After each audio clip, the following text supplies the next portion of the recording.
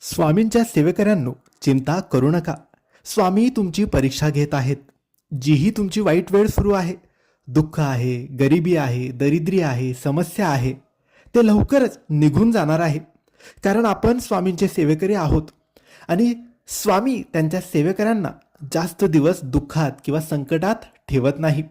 लवकरच स्वामी तुम्हाला संकटातून, दुःखातून, अडचणीतून बाहेर काढतील आणि एक उत्तम आणि छान मार्ग दाखवतील. आणि त्या मार्गावर चालून तुम्ही सगळं काही जिंकू शकतात.